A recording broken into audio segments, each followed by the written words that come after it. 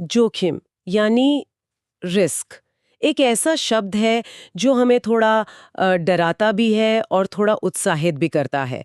चाहे पैसे का निवेश हो, करियर बदलना हो या फिर अपना कोई बिजनेस शुरू करना हो, लगता है हर बड़े फैसले के दिल में जोखिम बैठा हुआ है। और मजे की बात यह है ना कि हम इसे हर रोज महसूस करते हैं, लेकिन शायद ही कभी रुककर सोचते हैं कि ये असल में है क्या।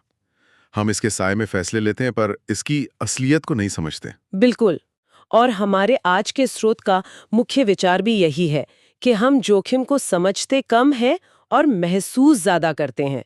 तो आज हम इसी गुत्थी को सुलझाने की कोशिश करेंगे। आज की ये बातचीत मॉर्गन हाउसल के काम द साइकोलॉजी ऑफ रिस्क पर आधारित है। इसे पेज टू इंस्पायर चैनल ने बहुत अच्छे से प्रस्तुत किया है। हमारा मकसद है कि जोखिम की परतें उधेड़ी जाएं ताकि हम सब थोड़े बेहतर और समझदार फैसले ले सकें। तो चलिए शुरू करते हैं। सबसे पहले तो यही समझना होगा कि ये जोखिम, इसकी परिभाषा क्या है। स्रोत में मॉर्गन हाउसल की एक परिभाषा दी गई है और वो मेरी सोच से बिल्कुल अलग है। अच्छा। वो कहते हैं जोखिम वो है जो तब बचा रहता है जब आप सोचते हैं कि सब कुछ नियंत्रण में है। वाह, ये तो दिमाग घुमा देने वाली बात है ना? ये परिभाषा पारंपरिक सोच को चुनौती देती है। हम अक्सर उन जोखिमों के बारे में सोचते हैं जिन्हें हम देख सकते हैं, जिनके बारे में हम पढ़ते हैं, जैसे बाजार का गिरना। हाँ, या किसी कंपनी का दिवालिया हो जाना। लेकिन हाउसल कह रहे हैं कि असली खतरा वो नहीं है जिसके लिए आप तैयार हैं। असली खतरा तो वो है जिसके बारे में आपने सोचा ही नहीं। मतलब असली जोखिम हमेशा अनदेखा होता है। काफी हद तक। स्रोत इसी आधार पर जोखिम को दो रूपों में बांटता है। अच्छा, तो वो कौन से दो रूप हैं? क्योंकि आमतौर पर तो हम जोखिम को बस एक ही चीज समझते हैं, कुछ बुरा होने की आशंका। तो पहला है दिखाई देने वाला जोखिम। ये वही है जिसके बारे में हम सब बात करते हैं। बाजार का उतार चढ़ाव, ब्याज दरों का बदलना, वगैरह वगैरह। हम इनके लिए मानसिक रूप से तैयार रहते हैं। लेकिन दूसरा और कहीं ज्यादा खतरनाक है छुपा हुआ जोखिम। किसी ने सोचा ना हो, या कोई ऐसा तकनीकी बदलाव जो रातों रात पूरे उद्योग को खत्म कर दें। 2008 का वित्तीय संकट भी तो कई लोगों के लिए एक छुपा हुआ जोखिम ही था। सही बात है। स्रोत साफ कहता है कि इतिहास में सबसे बड़ा नुकसान हमेशा छुपे हुए जोखिमों से ही हुआ है, उन घटनाओं से जिनकी किसी ने कल्पना भी नहीं की थी। वाह, ये तो सोच को पूरी तरह से पलट देता है। इसका मतलब है कि हम हमेशा गलत चीजों से डरते रहते हैं। हाँ। तो फिर सवाल ये है कि हम इंसान जोखिम को समझने में इतनी बड़ी गलती करते ही क्यों हैं? देखिए, स्रोत इसके पीछे हमारी अपनी साइकोलॉजी, हमारे अपनी सोच के तरीके को जिम्मेदार ठहराता है। इसमें 3 बड़ी वजह बताई गई हैं। ठीक है, तो पहली क्या है? पहली है हमारा व्यक्तिगत अनुभव। हम दुनिया को अपनी छोटी सी खिड़की से देखते हैं और मान लेते हैं कि पूरी दुनिया वैसी ही है। अगर किसी ने अपनी आंखों से कभी बड़ा भूकंप नहीं देखा तो उसे उसका असली खतरा महसूस ही नहीं होता। इसी तरह अगर किसी ने 2008 के संकट में पैसा नहीं गंवाया तो उसे लगता है कि बाजार में पैसा डूबना बस एक किताबी बात है। हाँ, ये तो होता है। मेरे साथ ऐसा नहीं हुआ तो ये उतना गंभीर नहीं होगा। अच्छा, और दूसरी वजह? दूसरी है रीसेंसी बायस। रीसेंसी बायस मतलब यानी जो हाल ही में हुआ है, हम उसे ही भविष्य का आधार मान लेते हैं। अगर बाजार पिछले 2 साल से तेजी से बढ़ रहा है, तो नए निवेशकों को लगता है कि ये हमेशा ऐसे ही बढ़ता रहेगा। सही। वो भूल जाते हैं कि इतिहास में दशकों तक बाजार सपाट भी रहा है और बुरी तरह गिरा भी है। हम हाल की घटनाओं को जरूरत से ज्यादा महत्व देते हैं। और तीसरा कारण जो मुझे लगता है सबसे आम होगा वो है अति आत्मविश्वास, ओवर कॉन्फिडेंस। बिल्कुल। ये सोचना कि दूसरे लोग बेवकूफ हो सकते हैं लेकिन मैं नहीं, मेरे साथ ऐसा बुरा नहीं हो सकता। बिल्कुल। मुझे याद है जब मैंने पहली बार निवेश करना शुरू किया था तो मेरे शुरुआती कुछ ट्रेड बहुत अच्छे गए। मुझे सच में लगने लगा था कि मैंने बाजार का कोड क्रैक कर लिया है। कहने की जरूरत नहीं। बाजार ने मुझे बहुत जल्द मेरी असलियत दिखा दी। वो अहंकार का एक महंगा सबक था। स्रोत में हौसल का एक बेहतरीन कथन है, अनुभव आपको आत्मविश्वासी बनाता है लेकिन हमेशा सही नहीं। हमारा अनुभव ही हमें अंधा बना सकता है। ये तो हुई हमारी मनोवैज्ञानिक कमजोरियों की बात। लेकिन स्रोत एक और बहुत बारीक लेकिन महत्वपूर्ण फर्क बताता है, संभावना और जोखिम के बीच का अंतर। हाँ, प्रोबेबिलिटी और रिस्क। मुझे तो लगता था कि ये दोनों एक ही सिक्के के दो पहलू हैं। नहीं, और ये अंतर समझना शायद सबसे जरूरी सबक है। ये एक आम इंसान और एक स्मार्ट निवेशक के बीच का फर्क तय करता है। तो फिर क्या फर्क है इन दोनों में? देखिए, संभावना गणित है। ये बताती है कि किसी चीज के होने की कितनी उम्मीद है। जैसे पासा फेंकने पर 6 आने की संभावना 16 है। ठीक है, लेकिन जोखिम परिणाम है। ये बताता है कि अगर कुछ गलत हुआ तो उसकी कीमत क्या चुकानी पड़ेगी। इसे किसी उदाहरण से समझा सकते हैं? जरूर। स्रोत एक बेहतरीन उदाहरण देता है। मान लीजिए आपके पास एक ऐसा निवेश का मौका है जिसमें 99% संभावना है कि आपका पैसा दुगना हो जाएगा, वाह! लेकिन सिर्फ 1% संभावना है कि आप अपना सब कुछ खो देंगे, आप दिवालिया हो जाएंगे।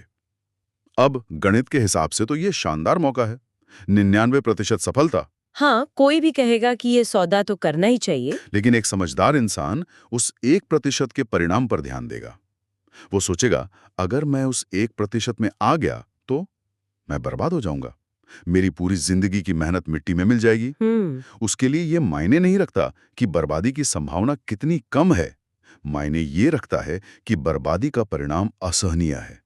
वो इस जोखिम को कभी नहीं लेगा। अच्छा, तो एक स्मार्ट व्यक्ति ये नहीं पूछता कि मेरे सफल होने की संभावना कितनी है। नहीं, वह पूछता है कि अगर मैं असफल हुआ तो क्या मैं खेल में बना रहूंगा? आपने बिल्कुल सही नब्ज पकड़ी है।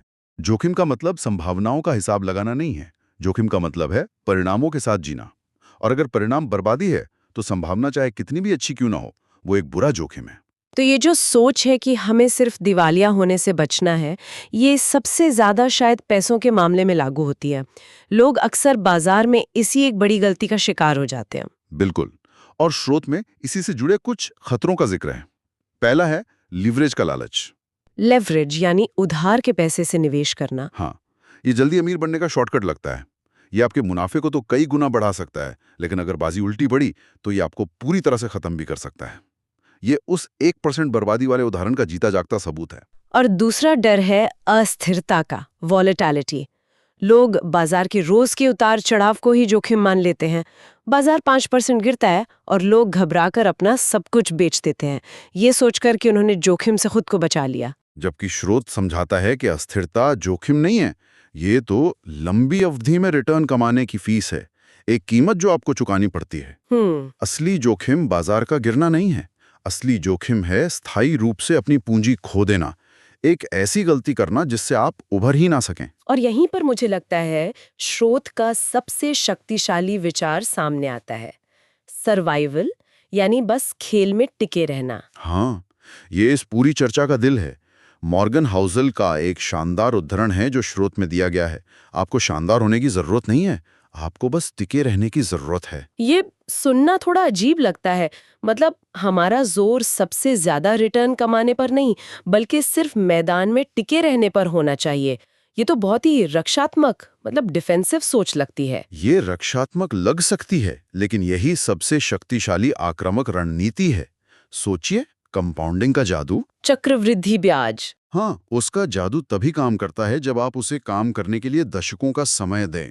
अगर आप 25% का शानदार रिटर्न कमाते हैं, लेकिन अगले साल एक बड़ी गलती करके सब गवा देते हैं, तो आप खेल से ही बाहर हो गए। आपका शानदार रिटर्न किसी काम का नहीं रहा। बिल्कुल।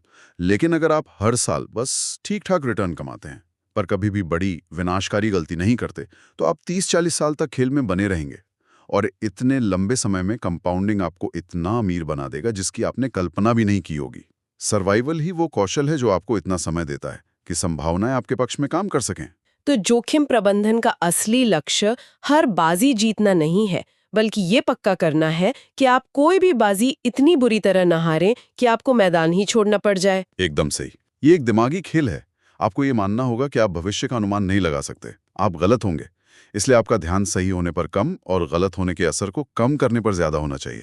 तो इसे असल जिंदगी में कैसे लागू करें? स्रोत इसके लिए कुछ सुनहरे नियम भी देता है, कुछ गोल्डन रूल्स। हाँ, और ये बहुत ही व्यावहारिक हैं। पहला है सुरक्षा का मार्जिन, मार्जिन ऑफ सेफ्टी। इसका क्या मतलब है? इसका सीधा सा मतलब है कि हमेशा गलती की गुंजाइश छोड़कर चलें। अगर आपको लगता है कि कोई शेयर 100 रुपए का होना चाहिए, तो उसे 70 या 80 पे खरीदें। अगर आपको लगता है कि कोई प्रोजेक्ट 6 महीने में पूरा होगा, तो आप 8 महीने का समय लेकर चलें। यह आपको अप्रत्याशित झटकों से बचाता है। ठीक है, ये समझ में आता है। और दूसरा नियम है कम अहंकार, उच्च अनुशासन, लो ईगो, हाई डिसिप्लिन। ये शायद सबसे मुश्किल है। अहंकार हमें अपनी गलतियों को स्वीकार करने से रोकता है। हम एक डूबते हुए निवेश में इसलिए पैसा लगाए रहते हैं क्योंकि हम ये मानने नहीं चाहते कि हमारा फैसला गलत था। सही बात है। जबकि अनुशासन हमें अपनी भावनाओं, लालच और डर से ऊपर उठकर एक योजना पर टिके रहने में मदद करता है। और तीसरा, लंबी अवधि की सोच, लॉन्ग टर्म सोच। ये सीधे सीधे सर्वाइवल के विचार से जुड़ा है। जब आपका लक्ष्य 20-30 साल का होता है तो आप आज या कल के बाजार के उतार चढ़ाव से परेशान नहीं होते। आप जानते हैं कि ये सब शोर है। ये सोच आपको धैर्य देती है और उन घबराहट में लिए गए फैसलों से बचाती है जो लोगों को बर्बाद कर देते हैं। ये तीनों नियम मिलकर आपको खेल में बनाए रखते हैं। ये सारी बातें सिर्फ शेयर बाजार तक ही सीमित नहीं है ना? मैं अब अपने जीवन के दूसरे बड़े फैसलों के बारे में सोचने लगी हूँ, जैसे नौकरी छोड़ना या कोई नया काम शुरू करना। बिल्कुल, जोखिम हर जगह है। अपना कोई नया व्यवसाय शुरू करना शायद सबसे बड़े वित्तीय और भावनात्मक जोखिमों में से एक है। ये ऐसे फैसले हैं जो हमारी जिंदगी को पूरी तरह से बदल सकते हैं, अच्छे के लिए भी और बुरे के लिए भी। तो इन स्थितियों में हम कैसे सोचें? स्रोत इसके लिए एक बहुत ही शक्तिशाली सवाल देता है, जो किसी को भी कोई बड़ा जोखिम लेने से पहले खुद से पूछना चाहिए। और वो सवाल इस पूरी बातचीत का निचोड़ है। वो सवाल है, अगर ये गलत हुआ तो क्या मैं संभल पाऊंगा? क्या मैं आर्थिक रूप से, मानसिक रूप से और भावनात्मक रूप से इस असफलता का झटका झेल पाऊंगी? क्या मेरे पास वापस खड़े होने का रास्ता होगा? सही। अगर जवाब हाँ है कि अगर मेरा बिजनेस फेल हो गया तब भी मेरे पास घर चलाने के लिए पैसे होंगे, मैं मानसिक रूप से टूटूंगा नहीं और शायद कुछ महीने बाद दोबारा कोशिश कर पाऊंगा, तो वो जोखिम लेने लायक हो सकता है। लेकिन अगर जवाब नहीं है कि एक असफलता मुझे और मेरे परिवार को सड़क पर ले आएगी, तो उस जोखिम से दूर रहना ही समझदारी है, चाहे उसमें सफलता की कितनी भी बड़ी संभावना क्यों ना दिख रही हो। ये एक सवाल किसी भी बड़े जीवन निर्णय के लिए फिल्टर का काम करता है। तो अगर हम इस पूरी बातचीत को समेटें तो मेरे लिए सबसे बड़ा सबक यह है कि जोखिम से डरना नहीं है, बल्कि उसे समझना है। डर तो स्वाभाविक है, लेकिन अज्ञानता वो खतरनाक है। बिल्कुल। स्रोत में मॉर्गन हाउसन की शिक्षाओं का निचोड़ यही है, सादगी, धैर्य और सर्वाइवल की ताकत। फैंसी रणनीतियों के पीछे भागने के बजाय मूल बातों पर टिके रहना ज्यादा जरूरी है। धैर्य रखना ताकि समय और कंपाउंडिंग अपना जादू दिखा सके, और सबसे जरूरी, बस खेल में बने रहना। आज की इस चर्चा ने वाकई जोखिम को देखने का मेरा नजरिया बदल दिया है। यह एक गणित से ज्यादा मनोविज्ञान का खेल है। और अंत में श्रोताओं के लिए एक विचार छोड़ जाते हैं। श्रोत का सवाल था, अगर ये गलत हुआ तो क्या मैं संभल पाऊंगा? ये सवाल हमें बर्बादी से बचाता है, लेकिन हम इस सोच को एक कदम और आगे ले जा सकते हैं। वो कैसे? हम खुद से ये भी पूछ सकते हैं, संभलने से भी आगे बढ़कर ऐसे कौन से जोखिम हैं जो असफल होने पर भी हमें कुछ सिखा जाएंगे, जो हमें ज्यादा समझदार, ज्यादा मजबूत या ज्यादा अनुभवी बना देंगे? मतलब कुछ जोखिम ऐसे होते हैं जिनमें अगर आप हार भी जाएं तो भी आप कुछ ना कुछ जीतते ही हैं। बिल्कुल। शायद आप एक नया कौशल सीखते हैं, अपनी सीमाओं को जानते हैं, या ऐसे अनुभव हासिल करते हैं जो भविष्य में किसी बड़ी सफलता का आधार बनते हैं। हर जोखिम का नकारात्मक पक्ष सिर्फ नुकसान नहीं होता।